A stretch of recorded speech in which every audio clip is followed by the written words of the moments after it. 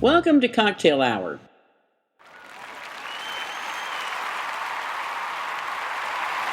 I'm Andy. And I'm the Rev. Welcome, listeners, to episode 22. 22. 22. 22. You know, that's actually the date of my my birthday. 22. 22? Yep. But in 10. Yes, in 10. 10-2-2. 10-2-2. 10-4, good buddy. Which 10-20. Oh, I wonder what 10-22 is. 10-22 something? We'll have to look that up on I'm the sure trucker. it probably is. But enough of that. All right, then. All right, then. We are enjoying a fabulous... uh-oh. What the hell is the cocktail? Death of a Virgin. Yeah, my virgin brain cells are shot to hell now, let me tell you what. Good stuff. Very, very good. I'm pretty sure that those were gone a long time ago. Hey. Don't make me sing the Pina Colada song. Oh. Okay, so here's a song just for you. But I have to listen to the words, and April has to tell you what they are. Ready? What is the words? Oh, I don't know. What? If you like pina coladas, getting caught in the rain. If you're not into yoga, if you have half a brain. That'll work. Yeah,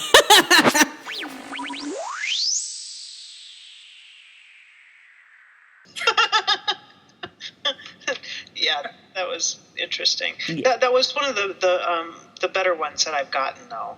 Not in song quality, but in humor and humorousness. Very nice. Well, there's no holding April and I back when we get together and we're drinking. Oh my God, we are hilarious. I told her, I said, you know what we should do? Have some drinks and then do a bar rag, do some improvisation. She's like, yeah, let's do that next time. So yeah, we should we should have one of those rolling out shortly. You should. That would be awesome. Mm-hmm. So, right. Death of a Virgin. Well, I tried to find a drink that was that we had most of the ingredients for based on other cocktails we had. And so I think we did a pretty good job with that because we were able to incorporate vodka, peach schnapps, lime juice, orange juice, and 7-Up. Yeah, the only thing I had to buy some orange juice. That was it. Oh, and see, it'll be good for breakfast tomorrow.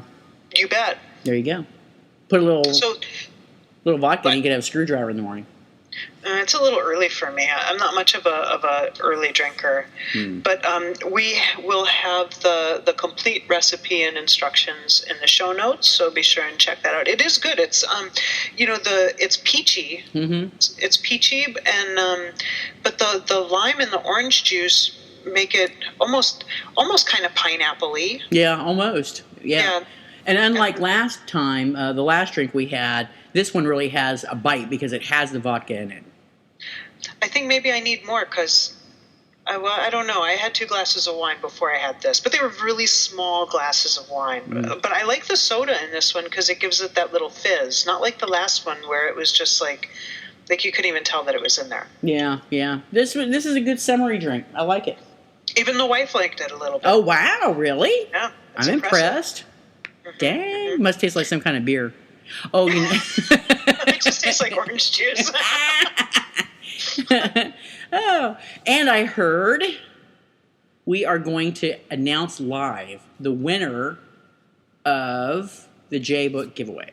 Yes. Are we ready to do that now? I think so. Yeah, I think so. Let's right. bring it on. You've got the number generator up and running? I do, and anybody that wants to check it out, you can go to random.org. Okay, so what we do is we enter in the minimum number and the max number. We had 18 entries for the first giveaway, and the question was, I don't have it in front of me, but it was the name something of about Luke's horse? Yes, what did little Amy name Luke's horse? And the correct answer was measles, of course, and we had 18 people enter for that, and the winner is Ginny, our friend Ginny Gerth. Gerth? Yep. Let me see. 1, 2, 3. I'll pick again. 5, 6, 7. I'm kidding. We love Ginny. I'm kidding. She's going to be so excited. So let me write that down so I don't forget. Ginny. When's the first one? Okay, and now the second won.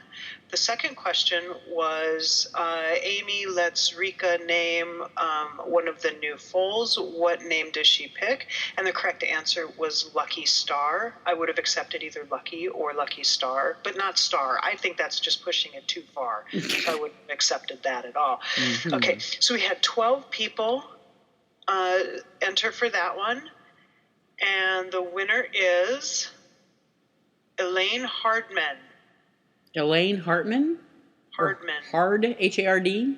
Yeah, don't make any bad jokes. We don't. No. I just want to make sure I understood it. My quasi-inebriated state. Well, congrats to our 2 winners! Yay! Yay! Well, I have to say that I was certain that Gloria and Pixie were going to win. So. It would have just wouldn't have surprised me, really. People would have go, it's rigged, damn it. It's totally rigged. All right. Well, congratulations, winners. I will be in touch with you very soon to find out what book you want and where to send it. So congratulations. I love it when we hit high notes like that. That's excellent. And speaking of high notes, I think this is a perfect segue to talk about our author guest today. Yay. Robin Summers is coming at us. We are going to be talking with her and reviewing her debut novel, After the Fall. But first, a little bit about Robin. We had her thoroughly investigated. I bet you didn't know we did that, did you, Robin? No. Yep. $500 later, we know what color underwear you wear, sister. No, I'm just kidding. That's a little scary. Who knew you went commando? No, I'm just kidding. But back on track now. My office is going to love that. Yeah. Robin began her writing career in high school. You go, girl. And she's only 19 now. So, no. Yeah. Thanks to an insightful and a little bit pushy English teacher who, having decided that Robin was not living up to her potential, you know how those teachers are, gave Robin extra non-graded homework over her winter break to read Douglas Adams' The Hitchhiker's Guide to the Galaxy and Helene Hanna's Q's Legacy. In those pages, Robin discovered how far good writing and a vivid imagination could take a reader, and she has been writing ever since. Robin is an Illinois native who works in public policy in Washington, D.C. Oh, poor thing. When she is not writing, she can often be found rooting for the Bears and her beloved Cubbies. After the Fall is her first novel. So thanks for writing that little bio, Robin, because it was really easy to read. Good. I'm glad that could work out for you. Yeah. Yeah, that's what I always do. And she has a website. Yay! It's www.robinsummerswriting.com. She's on Facebook, which I don't think she's my Facebook friend. And she can be contacted on a hyperlink over at her publisher site, Bold Strokes Books. Whew, that's a tough one. www.boldstrokesbooks.com. And it is our great pleasure to welcome Robin Summers to the show.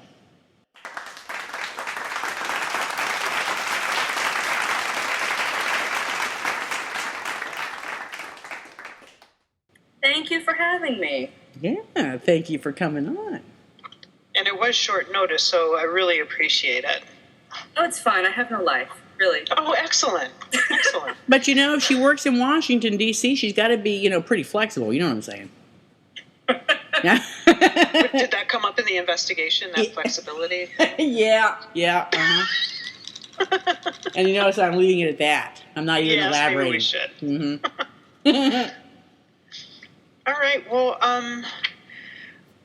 initially, we hadn't planned on asking you to come on the show, but after I finished reading it, there were a few questions that I wanted to ask.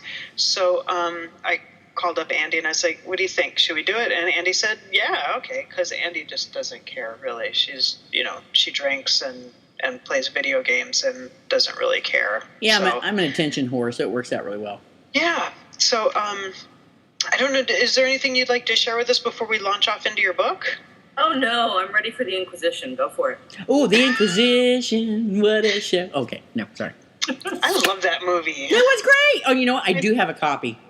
Oh, do you? See, we talked about this. Man, that was a long time ago. But yes, Mel Brooks' History of the World Part 1, one of the best movies ever made. Excellent. I want Part 2, damn it. We all do. We all do. Mm-hmm. All right. So here's I'm going to give my sloppy synopsis. Patented sloppy synopsis. Yeah, just kind of end it wherever and go, yeah, let's just go. Okay. I did write something down. I don't know how coherent it is. Oh, and I just wanted to let you know, too, Robin, that I almost retracted your invitation to be on the show after I read that whole Bears bullshit. Because Ouch! I'm in Wisconsin. Oh, do I need to say more? Oh, I can't talk to you. Okay, we'll just talk through Andy. Okay, Andy, would you tell Robin that I'm going to do the synopsis now? Robin, she's going to do the synopsis now. Okay, Andy, would you tell her that I'm ready? Rev, she says she's ready. All right, then, let's go. All right. Okay, so after the fall, let's see, the main character, Taylor, is making her way back to Illinois from D.C. after the plague has wiped out most of the entire Earth's population. As she's walking, I can't read my own damn handwriting here. I have a splint on my finger, and it makes me write bad, worse than normal. So you'll have to bear with me. We could read the summary on the jacket. No, I don't want to do that. Oh, all right. I'm just suggesting. Okay, go move on. Gosh. Okay. Take a drink. What? Take a drink. All right, hold on. Me. Okay. Okay. As she's walking, she meets up with a group of people and ends up on Burning Head Farm. Great name, by the way. The small group of survivors is pretty self-sufficient and happy. Taylor has 3 rules: keep moving, keep to yourself, and don't get involved. And she tries to stick to it, but very quickly feels like a part of the farm and the family that they've created, particularly some of its residents, Buck, Duncan, and Kate. But Taylor continues to feel the need to keep going to Illinois to check in with her family, even though she's pretty sure that they've all died. And that's all I wrote. And so we're just going to go from there because I think it's a good enough launching point. No, it sounded good. All right, then. Andy, do you want to start? Yeah, actually, I wanted to ask a question. What inspired you to write this story? Well, I was actually, I used to have what I used to call Chapter 2 syndrome, which is I would get to Chapter 2 of some novel I was writing, and then I would get distracted, bright, shiny object over here, and start writing something else. Mm-hmm. So I have about, probably 100 unfinished Chapter 2s in my closet somewhere, full of great ideas, but that just never progressed. And I've been wanting to write a novel for a long time, and was driving actually to Iowa to a friend's wedding, and it's a lot of time in the car if you've ever driven from Washington, D.C. to Iowa. And as I was driving, I had this image in my head of this woman walking along the side of the road, and it really just sort of spiraled from there. And I'm a big fan of apocalyptic and post-apocalyptic fiction. If it blows up, burns, or otherwise, ends in fiery oblivion. I'm pretty much interested in it. Not really sure what that says about me, but the bottom line was that the concept of writing one of those kinds of stories, and from the point of view of a lesbian protagonist, really just spoke to me. So I decided to do it. Excellent. How long did it take you to write it? Oh gosh, about 3 years. Wow. The good news is I write a lot faster than that. But and there were definitely some long periods of 6 months at a time where I didn't even remotely open my computer. Working in policy in DC can be a little all-consuming sometimes. I can imagine. So you get to a point where you don't want to do any more writing about anything. Yep. And it kind of feels sometimes like the end of the world all the time here. So you don't want to spend your other time writing about it. Yeah, but it took about 3 years, and then I spent about 6 months editing. So in total, probably 3.5 years. Wow, that's a long time. Yeah. Well, the final product is great, and it's you can see your effort in the editing in it. I had made a note that this is one of the most technically sound books that I've read in a long time. Your voice.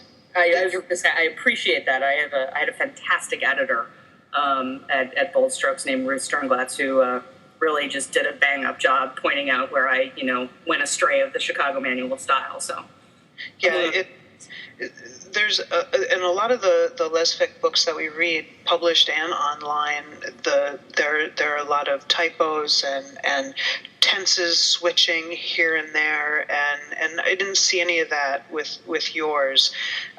So it was really good, and I really like your voice and your style. So great job. Oh, well, thank you. I appreciate it. The point of view and the tenses was actually a challenge, given that there are two completely different points of view in the book, and the tenses switching. I'm not actually usually a big fan of first person, especially present tense. Yeah, so why I would decide to write a book in that is beyond me sometimes. But I actually went back and forth. I'd gotten about halfway into the book and had been writing it from the third person, actually. Taylor's point of view was third person past. And then I went back and was just in my head going, this doesn't sound right. It doesn't really sound like her voice. And so went back and overhauled the entire thing. Part of why it took 3 years. No. And that was something that in one of the last books that we read that was problematic for me, which was it wasn't one of the last books that we read for here. It was something that we were reading over on Goodreads on the Buddy Reads, and it was first person, but the first person narration, where it's in her head, the voice was so insanely different than the dialogue and her actual speaking voice. It was almost like two completely different people, and I found it very, very distracting. And I know that Andy normally doesn't has a hard time with first person, and I've read several people that have said that, but yours, and particularly since you picked first person present, you don't see that very often, and you did do it very well. Yeah. I appreciate that. It's definitely a challenge, and I think, I think for a lot of people it is hard because to read first person, because I think as you're reading it, sometimes it does feel a little almost disingenuous sometimes. Mm-hmm. And one of the things I really wanted to convey, with Taylor and sort of her voice is that, in her head, she really is the same person as sort of on the outside. And the things that she was going through, and frankly, in some sense, how down she was on herself throughout a lot of the book. She's doing these things, and she can't seem to stop herself. She recognizes she's doing them. She kind of hates herself for it, but she's doing them anyway, and she's saying things, and just sort of that inner battle, I thought was really important. And so the best way that I could find to do that and really get in deep there was to do it first person. Yeah, you actually repeated that whole feeling and her thought process 2 and 3 times in the first half of the book, I noticed. But I really enjoyed the story. I really did. It didn't have, it wasn't one of those, fast-paced type, action kind of things like, running for your life. I mean, there was clearly an element of that in the story when she recounts her earlier days before she made it to the friendly farm, if you will. But, it was a journey about the main character. That's what it was. It was a survivor story and how she could overcome some of the disagreeable elements of her fight to live on, and, her reason for living and initially trying to find her family. And I thought it was done very well. I wanted to ask you, first, Andy and I talked about this, and we have our guess as to why this was done, but we want to hear from you too. using Duncan's point of view to help tell the story, having the tenses and the points of view change, it gave us, and Andy and I kind of came up with it, that it gave us the opportunity to watch Duncan grow into the man that he wanted to be, that he continually tried to prove that he was. So we were able to really get in and see his journey. But then somebody else had also said, and if you get a chance on Goodreads, a friend of ours, Megan, wrote a nice little review on the book too. And, she says Duncan allows the story to expand by drawing in things that Taylor was not involved in. What was your motivation for first of all, using Duncan, and then also doing it third person past? It's funny because a lot of the people in the book, or the characters in the book, are in some way, shape, or form based on, either people I know or people I've come across, or, in some cases they're, combinations of multiple people. Duncan was really the one character in the book that had no basis in reality whatsoever. He was sort of my voice in the book in some ways. The main character, Taylor, is so sort of, hardened and battle-scarred in some ways, that I kind of felt like if that was the only voice in the book, people might get very depressed in the first half of the book. And I wanted sort of that more optimistic point of view. Somebody who has struggled, has, been through a lot, but has retained this innocence in a sense. And I felt like that was something that I could explore through Duncan's eyes. In terms of doing it in the third person, one of the big problems, I think, with first-person point of view is that it is limiting. If you're going to actually really stick to it, then there are things that are going to happen that are important to a story that the main character wouldn't know about. So trying to find a way to convey that, and also, to have somebody in the story who is seeing Taylor and engaging her and judging her reactions and kind of what that perspective is, I thought would be useful. I hadn't even considered the optimist role, but but as soon as you say it, absolutely, I can totally see that. Yeah, it makes sense. Yeah. Andy, you have anything else? No, I like the bat. I could. Yeah, her best friend, the bat. That is one of my family's favorite things. That is, everybody in my family who's seen the cover went, "Oh, that's you," because when I was a kid, when I was in high school, and to this day, there is a bat that sits next to my bed. And when I was younger, my mom died when I was 13, and for that first year after she passed, it was just me and my dad and had been my mom. And, I was in this big house alone a lot. My dad actually, funny that you mentioned truck drivers, is a truck driver. So I spent a lot of time in the house, and I used to get spooked like crazy. And so we had this tri-level house, and I used to carry this baseball bat around with me at night because I was completely freaked out about being in the house. Wow. And so ever since then, this bat has just lived by my bed. And funny, it actually looks identical. My real bat looks identical to the one that's on the cover. Oh, my. What is the name of your real bat? Actually, it's Muggsy. Same as the story. Oh, that's too hilarious. I had to do an homage to my bat. It was a little bit disturbing, but... I have to say that I really thought that, and I don't want to give too much away, so I'll just say it like this. I really thought that Muggsy was going to take out the bad guy. Oh, I know. I did too, until I wrote it.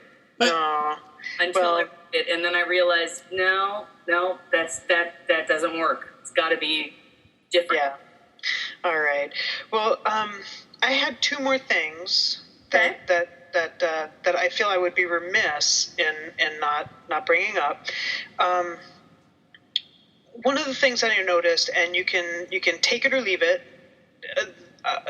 you use some of the same phrases over and over, like hands being shoved deep into pockets, and if something was noticed, then whoever it was didn't let on.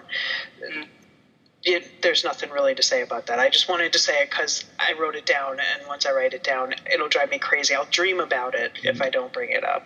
Well, I don't want that, but you're absolutely right. It's something I've been working on quite a bit for the second book. Excellent. Oh, we'll talk about that in a minute. Yeah. And then this is going to be kind of a spoiler, so if you don't want to hear it, listeners, tune out, count to 30, and then come back.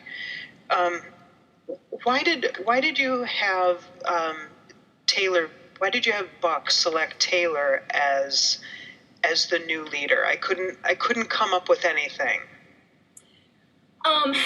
Ultimately, it felt like, first of all, it felt like a good progression for Taylor. The one person on the farm who, at least initially, doesn't necessarily want to be there, but who brings an outside perspective and, frankly, challenges Buck in a way that is helpful, but that no one else on the farm really does. And so, in my mind, when it comes time for Buck to pick, it seemed like a natural progression there rather than it being his daughters or, anyone else on the farm. That, in some sense, Taylor had been through the most and had come the farthest, and because she had been so sort of against the way that Buck was bringing up the farm and everything that he had done. She was the cynical one who didn't really buy into it, but by the end she buys into it completely. That's what Buck decided was needed to actually keep the farm going. Okay. I think for me, I think what he says is they're going to come to you for guidance, and for me, it really seemed that she didn't have much of a connection with anybody on the farm and kept to herself outside of Buck, Duncan, and Kate. So I was shocked by that. Yeah, I didn't expect that. Yeah, I can totally see that. I think part of the thinking too is that from the moment that she arrives on the farm, even though the farm has been through this before, where somebody new comes on the farm and whatever. Excuse the phrasing, but she sort of bucks the system. Everybody else who's arrived on the farm, they kind of fall in line, they do their jobs, they do whatever, and they don't stand out. And from the very, second that she arrives on the farm, people are interested in her. They're paying attention to her. They know what's going on with her. And, for whatever reason, those people also sort of look to her in some ways. And so, like I said, that just seemed like a natural progression to me, but I can definitely appreciate if that seemed odd to you. Yeah, because I would think Kate would have been... my money would have been on Kate. But I can certainly see where you're coming from. Yeah. No, I can see that. That makes sense, too. But now you'll have the brother and sister kind of leading it together, I think. To some extent, yeah, I think. Although, I think the brother aspect, he comes in sort of at the end and is important, but and he takes on sort of a leadership role, which makes sense given, again, not to give too much away, but given his position when he comes there and who he comes with. Right. So that's a good way to sort of integrate the groups, but but there are also changes at the end too, because instead of it being just one person who's sort of running everything, there's this group of people that are now kind of in charge and that kind of thing. So, right. I forgot about that. As it is, Taylor is sort of already making those kinds of changes. It's not going to be the same place that it had been before. And part of that is just who Taylor is. And I think in my mind, Buck was thinking that. I think he realized, and obviously this is all just in the writer's head, but he realized that the farm couldn't keep going the way it had been going under him. Mm-hmm. And it needed something different. And in his mind, that difference was Taylor. Yeah, I could see that. Buck seemed to, he always seemed to know exactly what was going on and what the outcome was going to be. So, yeah, I can see that. Yeah, okay. I'm cool. All right, yay. So, are you working on a sequel to this book, or are you I'm working on not something yet. else? It's funny. I hadn't really thought about it all that much until the book came out, and I've had several people say to me, really hope you go back to this. Is there going to be a sequel? And I have to admit that has piqued my interest in revisiting these characters. But I think down the road, this book was a little exhausting Imagine, in a lot of ways. In part because there were just also so many characters. Even if they only had a brief mention, like, I had to kind of think through who they were and what their story was and all that kind of thing. So it was a little exhausting. So the new book that I'm working on is a little more straightforward. It's a romantic thriller. So I'm about a third of the way through it, and I have to say it's going a lot more smoothly than the first book. Excellent. That means we'll get to read it that much sooner. Fingers crossed. I'm crossing them, sister. Toes, eyes, fingers. I ain't crossing the legs, but you got the toes, the eyes, and the fingers. That might make it very hard to function in life. She can still hold a glass, honey. She can still hold a glass. As long as she can do that, we're good. Not the truth. Oh, Lordy. But we're really giving you a bad time tonight, aren't we? We're just making you out to be some kind of horrible lush. That's all right. All right, then. No, I'm just kidding. This is kind of going along with a little bit of the intro and about what we talked about earlier, with you liking post-apocalyptic and apocalyptic stories. Mm-hmm. Have you ever read Robert McCammon's Swan Song? I have not. Oh, write it down, sister. I'm writing. Now, I don't recall when it was written, so it may be fairly dated, because I'm pretty sure it was before the whole computer thing. But it had to have been, in its day, when it came out, one of the best post-apocalyptic stories I had ever read. Really? Yep. All right, I have not even heard of it, so I will definitely check it out. One of my favorites is actually Alas, Babylon. Have you read that? Nope. That's a good old one. It's by a guy named Pat Frank. It was written, I want to say in the 50s. Oh, wow. But nuclear war, blah blah blah. But it's really well done. It's a fascinating story. There's a lot of elements of the actual survival process in it. But there's also, I think, what really appeals to me about that and all of these kinds of stories, besides the explosions and whatever, at least on the screen, all of the stories I think have in common this concept of right versus wrong and the choices that we make as human beings, and that everybody's capable of bad things and good things, and it really fundamentally comes down to a choice of what kind of life you want to live. And that one's definitely about that. So you should check it out. I will. I'm glad you mentioned it. Maybe we can loop back in and talk about those two with each other. We can start like a whole, apocalyptic fiction reader thread. Why not?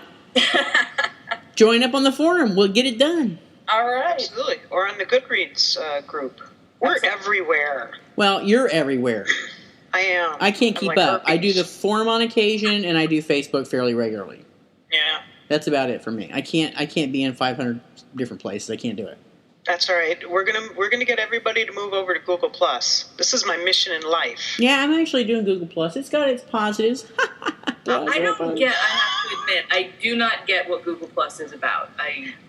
Google Plus, it's it's a social networking thing, but it's much more than that, because you can also integrate, you've got your reader, Google Reader, which is an RSS feed reader. You've got Google Docs, your calendar, Gmail, chatting. They have video chatting with up to 10 people, and instead of having friends, like friending people and whatnot, you have the circles where you can, like, for example, I'll use me for an example. I have a friends circle, and those are my really good friends that I'm fine with them seeing whatever whatever I put out there. Then I have a cocktail hour circle for when I'm promoting stuff about the show, or I want to spread some lesbic news. Then I have a family circle, a work friends circle, and you can put people in more than one. Like Andy's in my friends circle and in my cocktail hour circle. And then when you're looking at things, you can click on whatever circle you want to see what people in those groups are posting. So whereas on Facebook, you're seeing everything that all of your friends post. Yeah, but you can also set up groups in Facebook, because I have a group. You can set up lists and groups and all of those things. But again, it's just it's easier. The interface is easier. I don't know. I'm not finding the right words, but I'm liking it more than Facebook. I find I have more control. My privacy settings are easier to manage. I can integrate my news with it. I can have things that I'm interested in feed directly, into these things called sparks, when I have those broken down into different interests. It just gives me a lot more control, and the information is easier and quicker to access for me. Nice. Yeah. That makes sense, though. I mean, that's one of my biggest complaints, I think, about Facebook, is the lack of control that you have. Yeah. If do you have an invite? Are you signed up? For Google Plus, I have an invite. I haven't checked it out yet. All right. Well, check it out. All right. All right. There you go. Well, I don't have any other questions for Robin. I don't either. Robin, do you have anything else you want to say? No, I mean, I just, I appreciate you having me on. I appreciate you reading the book. It's been an interesting process. Thinking I started this book technically in 2006. So by the time, you go through the writing process and the editing process and then the publishing process and everything else. So it's been definitely a learning experience, but I'm just excited to have it out there and have people reading it. That's really, and I've gotten a lot of really nice feedback, and some really good points, just like you guys raised, to keep in mind for the next book. Mm-hmm. And so I appreciate all of it. Mm-hmm. Well, we've not heard anything bad about it. We've got, we have several people that commented on the Goodreads group and just folks that I've talked to, and I haven't heard anything bad about it. So congratulations, you did great for your first book. Yeah. Thanks, I appreciate it. Cool. So we'll have to have you back when the next one comes out. Sounds like a plan. Yay. Excellent. Mm-hmm. So, did you want to stick around while we talk about Iron Rose bleeding? It'll probably be brief. Oh, I'm happy to stick around. I have nothing to contribute, but I'm happy to, laugh in the background. Hey, yay! Right, we love an audience. Okay, our second story we're reviewing is a piece of fanfic. I think it originated as fanfic back in the day. It's called Iron Rose Bleeding by Anne Azel, and I'm not sure I'm saying her name quite correctly, so forgive me if I didn't get it right. And Rev, you want to do a quick little summary on it? Yes, and we do want to give the disclaimer that we read the online version. We did not read the published version, so all of the things that we're about to tear this apart for may have been fixed. And Andy and I haven't really discussed this, only that it was moderately painful. Yeah, pretty much. So if you've read the published version, please feel free to post some comments. If you want to record a rebuttal, we'll post it. Mm-hmm. All right. And actually, I was thinking about this earlier today, and I want to put it out there. And Andy and I haven't talked about it, but I'm confident that it'll be accepted as okay. Mm-hmm. If you listeners want to submit rebuttals or comments, record them as an MP3. Send them to us at cocktailhour.show@gmail.com, and if we, as we get them, we can compile them and post them as a bar rag. Yep, that's what the bar rag was always intended to be. Just venue for our listeners to be able to speak up. That's right. So if you want to call bullshit on us, Yay! Call it, bitches. We're ready. Bring it on. But you need to tell us what you're drinking while you're recording. That's okay? right. I think that should be important. I think so too. Excellent. All right. Hey, do you know, just to interrupt you again, Iron Rose Bleeding is over at xenofiction.net or the Athenaeum, and it actually has a teaser. Did you read the teaser? No, because I get mine from PDA. Well, what do you mean? Hold on a minute. What do you mean by a teaser? It gives you a little teaser. Summary? No, kind of, sort of, yeah. Don't read it. Don't read the summary. I'm doing the damn summary. What it's supposed to do is intrigue you enough to read the story. You know, when you read the... Yeah. I had to do a teaser with the two I submitted. Did you not see them in final form? What? Yeah, I did. Okay, good. I think didn't I beta the... Yes, that's what I'm saying. Teaser? How did you miss the teaser? Okay, never mind. Let's move. I think I baited the teasers. Yeah, you did. That's what I'm saying. Didn't you read them? Hello? Oh, of course I did. I'm having another drink. Beta. You do the summary. I'm having another drink. All right. Well, here, I'll read the product description. Here we go. Iron Rose Bleeding is a futuristic novel that is based around the crisis created by global change and by the arrival on planet Earth of other humanoids. The story deals with the lesbian woman who finds herself drawn into the dangerous political intrigue of an alien race. Alone, she must find a bridge of understanding and cooperation between her world and the aliens to solve the crisis facing planet Earth.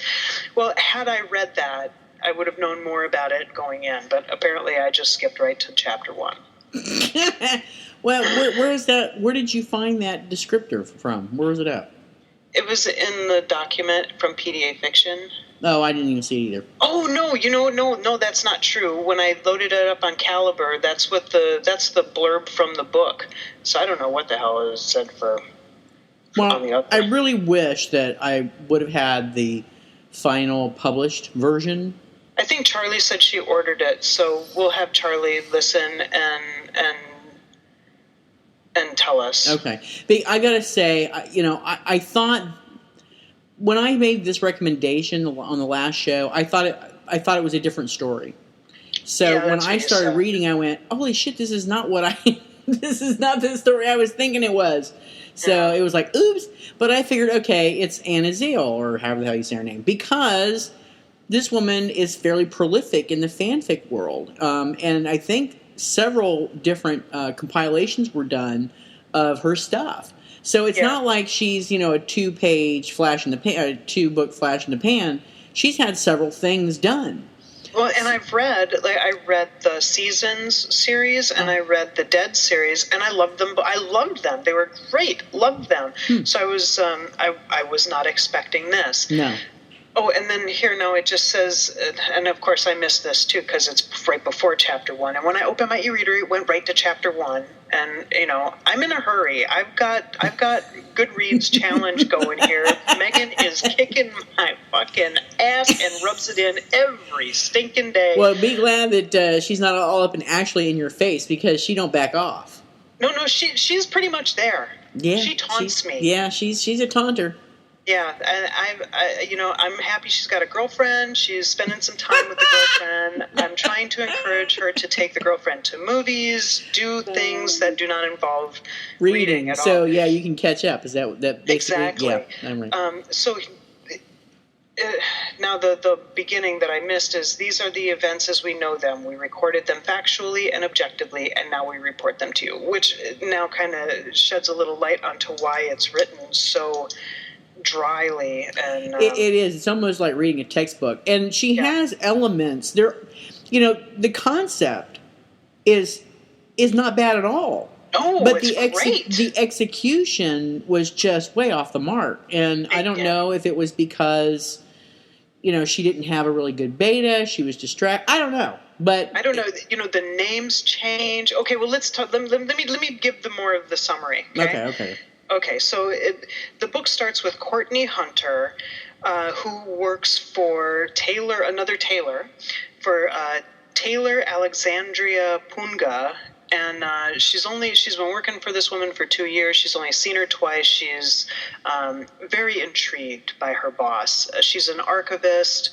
and gets sent all of this data, and but doesn't really know what it's for, and doesn't really know why her boss is so insanely rich and well respected and contacted by heads of state all over the world as a mediator and consultant. So she decides she's going to find out, and essentially she breaks into the private area of her boss's home and is immediately caught by Taylor, who we will call Tap, because that's her rank now. So then Courtney, they're gonna fire her or kill her, and Tap decides, no, wait. If she agrees, we'll do this retraining thing. To do what? I really don't know. I'm really not sure what the purpose of Courtney doing this training program is supposed to be. Maybe we can talk about that. Well, there isn't anything to talk about, really, because I don't have a clue either. Well, there you go. I have no idea what the outcome is supposed to be. So we find out that, that Taylor, Tap, Tay, all of her different names. She is part of the ruling family, the royal family of whatever planet they come from, and they can control time a bit, and blah blah blah blah blah blah blah. I'm not really sure. It was just really bad. It was really difficult to get through, I got to say. And like you said, the story, the idea, the concept, was great. The premise was fabulous. I'm like, oh, this could be such a great story, and it just fell flat. It did. I mean, the characters were flat. The story was flat. Although I must say, there was something I did like about the story. I did like how they had taught that she had devoted a section of the book to talk about global warming and overpopulation and all the things that we're all having a crisis over. When she wrote this in 2002, so this wasn't anything real recent, but yet she touches on things that are in the news right now, which is kind of interesting. Yeah, that was absolutely the best part of the book. I think so. The style of writing, it was so formal, and it was difficult to get into. The constant use of full names was really annoying. Yeah. And the names kept changing. Yep. So it felt like either the author couldn't remember what somebody's name was. The brother's name changed twice. When Courtney gets her new name, that changed 2 or 3 times. Yep. But if you want to read something of hers that's really good, that's online, go read the Seasons series. That was fantastic. I really like that. And then there's a spin-off from that series that's called the Dead series, and it's Dead Funny, Dead Ringers. There's a bunch of them. There's a whole slew of them. And if you've read the published book, let us know. Let us know if it's got to be better. There had to be an editor involved. Yeah. I'm actually intrigued. Hopefully Charlie will make a good case for how much better it was. Maybe, yeah. I hope so. She does have, she publishes with PD, so we all know by now that PD does, is very, very slowly releasing ebooks for distribution through Bella. Yeah. And there are 2, last I checked, which was last week, I think there were 2 books by Azel that Bella does carry, but I mean, I'll be honest. If Charlie says that it's better, I would buy it to read the better version. Yeah, actually, I will too. Yeah. Yep. Well, there you go. Good concept, crappy execution. Yep. All right then. So yeah. Okay then. Okay, well, damn. The show is over. What the hell? I want more show. Oh, you have to wait. I You'll guess have to so. wait for 2 weeks. No, man. All right. So, what are we going to review in 2 weeks, Rev? 2 weeks, we will be talking about Jane Fletcher's Wolfsbane Winter and Barbara Davies' Rebecca and the Highwayman. Yay. Yay. Excellent. And we still have Robin on the line. She has been so much fun to hang with. And thank you again, Robin, for coming on. We really appreciate it. Oh, thanks so much for the invitation. I had a blast.